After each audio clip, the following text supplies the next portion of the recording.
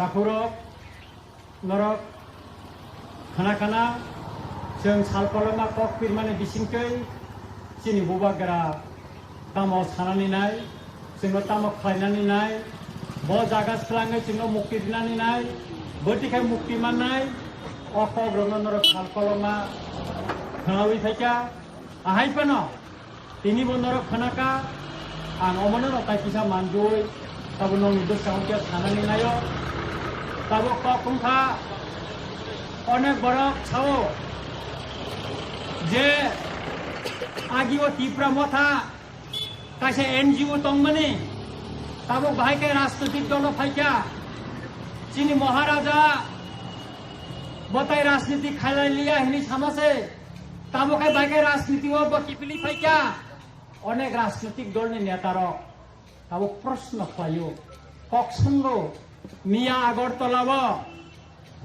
CPM नि युव मोर्चा हो मोर्चा मानिक सरकार विरोधी दल नेता बब क्वेश्चन खाइका आगे तीव्र मत कासे एनजीओ जिंजाकाय ताबो बागे राजनीतिक दल फाइब बसानाने बागाय मा फुल पाइका जिनै आं अमनो ताबो क्लियर का सानानै नायो भारतनि जारा संविधान परिनाय डेमोक्रेटिक पार्लियामेंटारी सिस्टम जारा साइमाननाय बरक जुदि सिवै तंगाकाय बरक कक्संगला कामो जारा सिया जारा बुका ओ रेवती मोहन त्रिपुरा ओ जितेंद्र चौधरी मानिक सरकार चंगा है जारा बुर्बक गर्दब सिया डेमोक्रेसी तामो बुझिया भारतनी संविधान परिया।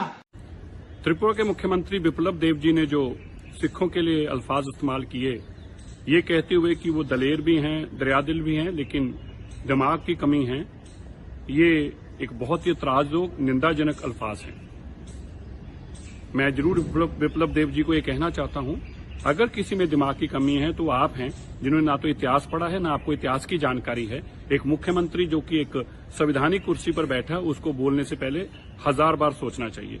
शायद आपको गुरतेज सिंह जैसे लोगों को नहीं पता जिनके नाम थॉमस एडिसन से भी ज्यादा पेटेंट हैं, और आपने बड़े सहज अल्फाजों में हमारे बारे में ये बात कह दी। मुझे जानकारी मिली कि अभी ट्वीट पर उन्होंने माफी मांगी है। अच्छा होता अगर वो पढ़ते बोलने से पहले पढ़ लेते, और आज भी मैं उनको जरूर ये कहना चाहता हूं, अच्छा होगा अगर आप मुख्यमंत्री की कुर्सी छोड़कर पहले पढ़ें, पहले आप अपनी बुद्धि में इजाफा करें और आप जानकारी रखें कि इस देश के महान लोग जो हैं उनकी बुद्धि में कमी नहीं है, लेकिन हम लोगों को आंकने वाले की बुद्धि में कमी है। ये आपको ज्ञान पहले आना जरूरी है।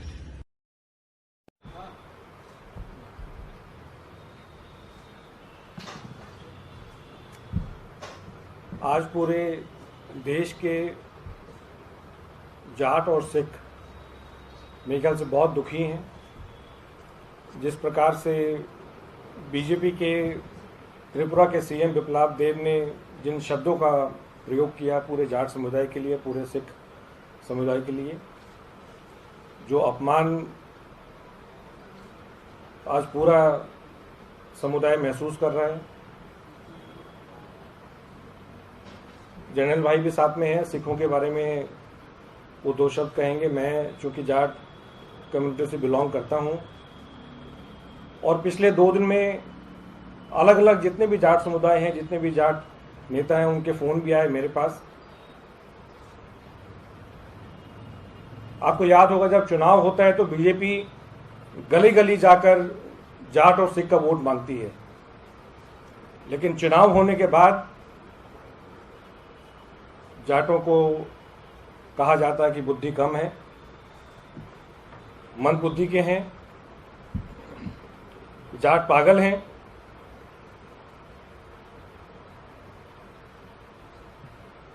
और आज भी इन शब्दों का यूज करने के बाद भी बिप्लब देव सीएम है।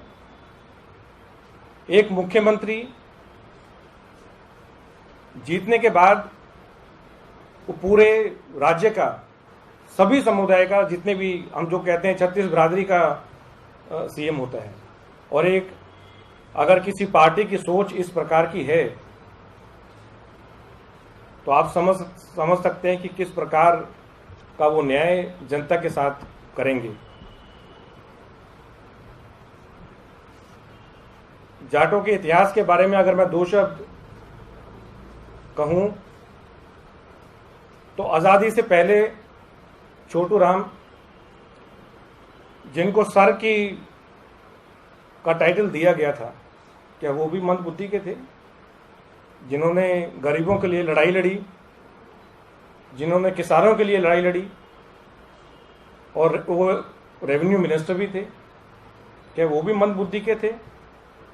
मैं बीजेपी से पूछ रहा हूं आज, और बीजेपी के हर एक नेता से और जितने भी सीनियर नेता हैं उनसे ये पूछना चाहता हूं, क्या सर छोटू राम मंदबुद्धि के थे? वो भी जाट थे। क्या चौधरी देवीलाल जी जो डिप्टी प्राइम मिनिस्टर थे, क्या वो भी मंदबुद्धि के थे? क्या चौधरी चरण सिंह जी जो जाट थे, जो कि प्राइम मिनिस्टर थे, क्या वो भी मंदबुद्धि के थे और वो भी पागल थे? तो मैं ये बीजेपी से पूछना चाहता हूं कि बीजेपी की सोच क्या है, किस प्रकार की सोच बीजेपी रखती है। और दुष्यंत चौटाला जो डेप्यूटी चीफ मिनिस्टर हैं हरियाणा के, मैं दुष्यंत चौटाला से पूछ रहा हूं ये कि भाई आप भी तो जाट हैं, आप मंदबुद्धि के हैं, आप पागल हैं, और अगर आप मंदबुद्धि के हैं और पागल हैं तो फिर आप डेप्यूटी सीएम कैसे बने हुए हैं? और दुष्यंत चौटाला जी को मैं ये कहना चाहता हूं कि अगर आप मंदबुद्धि के नहीं हैं और अगर आप पागल नहीं हैं तो फिर विप्लव देव का इस्तीफा मांगे। और पूरी आम आदमी पार्टी विप्लव देव का इस्तीफा मांग रही है कि अगर किसी पार्टी की, अगर किसी सीएम की अगर ये सोच है तो फिर उनको सीएम रहने का अधिकार नहीं है। तो हम ये विप्लव देव का, त्रिपुरा के जो सीएम है, उनका इस्तीफा मांग रहे हैं, क्योंकि मैं समझता हूं अगर किसी सीएम की अगर ऐसी सोच है तो उनको सीएम होने का कोई अधिकार नहीं है। और जितनी भी सीनियर लीडरशिप है बीजेपी की, मैं उनसे ही पूछना चाहता हूं कि आपने क्या एक्शन लिया अभी तक विप्लव देव के अगेंस्ट? क्या कोई नोटिस दिया? क्या उनसे कोई जवाब मांगा? और अगर नहीं मांगा और अगर कुछ उनके अगेंस्ट एक्शन नहीं लेना चाहते तो हम यही सोचेंगे कि ये इतनी घटिया सोच, इतनी नीची सोच ये बीजेपी की है। और जब चुनाव खत्म होने के बाद अगर किसी भी समुदाय के बारे में, जाट समाज के बारे में अगर ऐसी सोच रखते हैं तो ये वाकई में दुर्भाग्यपूर्ण है। लेकिन मैं एक चीज बड़ा क्लियर कर देना चाहता हूं कि अगर जाटों का इस प्रकार अपमान होगा तो जाट चुप नहीं बैठेंगे और ये अपमान नहीं सहेंगे। मैं जर्नैल भाई से अनुरोध करूंगा कि सिख समुदाय के बारे में वो अपने दो शब्द रखें।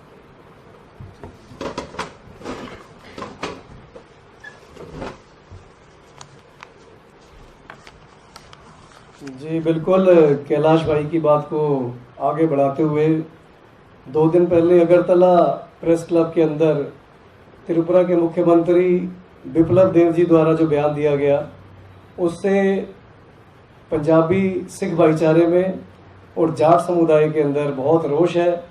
दोनों का ये मानना है कि इससे हमारे आत्मसम्मान को बहुत ठेस पहुंची है। आज किसी को ये बताने की जरूरत नहीं है कि देश की आज़ादी के लिए सिखों ने क्या बलिदान किया। उस टाइम पंजाब और हरियाणा एक साथ ही होता था। पूरे पंजाब के लोगों का क्या बलिदान रहा वो किसी को बताने की जरूरत नहीं है। जहाँ तक बिप्लब देव जी के इस बेतुके बयान की बात करें तो इससे पहले भी इनका इस तरीके के बेतुके बयान देने का इतिहास रहा है। एक बार ये कह देते हैं कि महाभारत के समय में इंटरनेट चलता था।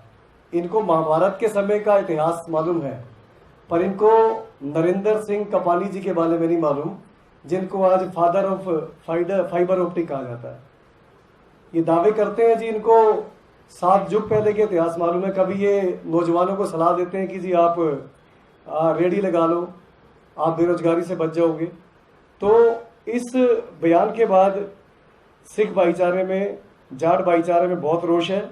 जहाँ तक मैं बात करूं देश की आज़ादी के लिए पंजाबियों का, सिखों का जो योगदान रहा है, तो उसके अंदर जो 121 लोग देश की आज़ादी के लिए फांसी पर चढ़े थे, उसमें से 93 लोग सिख थे।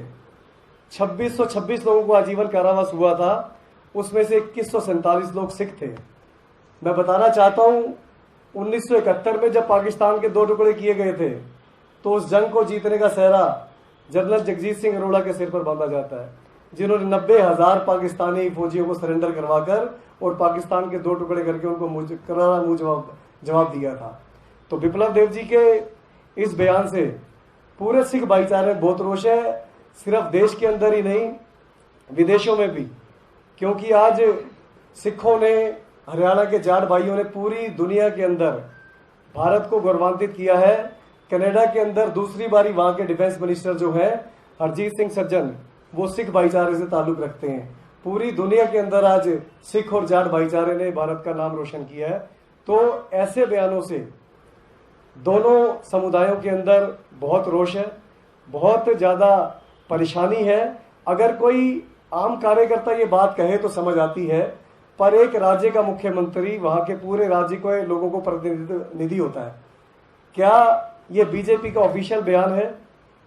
दरअसल इस बयान से बीजेपी की मानसिकता सामने आती है कि समय समय पर ये भारत के लोगों को कभी धर्म के नाम पे, कभी जात के नाम पे, कभी क्षेत्र के नाम पे लड़वाते आए। ये बीजेपी की असली मानसिकता है। हम डिमांड करते हैं कि बीजेपी के अध्यक्ष इस बयान पर तुरंत माफी मांगे और ऐसे आदमी जिसको इतनी भी सेंसिबिलिटी नहीं है किसी समुदाय के प्रति, किसी धर्म के प्रति, उस आदमी को मुख्यमंत्री के ओहदे पर रहने का कोई हक नहीं है। उनसे तुरंत इस्तीफा लिया जाए और बीजेपी के अध्यक्ष इस बयान पर माफी मांगे, नहीं तो हम इस बात को आगे तक लेके जाएंगे, इस मसले को यही नहीं छोड़ेंगे। 2 दिन से लगातार अलग अलग सिख समुदाय द्वारा, पंजाबी भाईचारे से, जाट समुदाय द्वारा बेहिसाब कंप्लेंट्स की जा रही हैं कि हम पूरी तरह से इसके खिलाफ रोष प्रकट कर रहे हैं। हम हर हद तक जाकर इसके खिलाफ आवाज उठाने को तैयार हैं। आज 4 बजे दिल्ली विधानसभा में भी बेहिसाब कंप्लेंट्स रिसीव हुई हैं। आज 4 बजे दिल्ली विधानसभा की पीस एंड हार्मनी कमेटी की मीटिंग है, जहां पर आगे इस पर चर्चा की जाएगी कि ऐसा बेतुका बयान देने वालों को ऐसा सबक दिया जाए कि आगे से अगर देश की अखंडता को, देश के भाईचारे को कोई तोड़ने की बात करे तो उस पर एक कड़ा सबक दिया जा सके। आज 4 बजे विधानसभा में इसके ऊपर एक मीटिंग की जा रही है। धन्यवाद। कोई सवाल?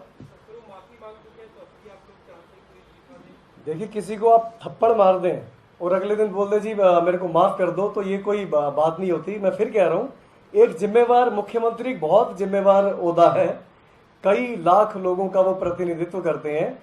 तो एक जिम्मेवार आदमी का एक एक शब्द, उसमें संवेदनशीलता होनी चाहिए। इसमें माफी, बिल्कुल हम माफी वाली शर्त पर उसको मंजूर नहीं करते।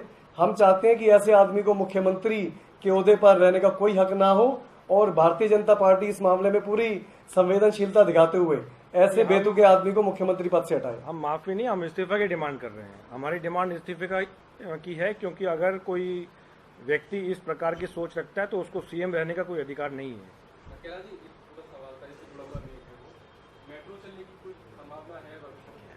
हम यहाँ जाटों और सिखों की बात कर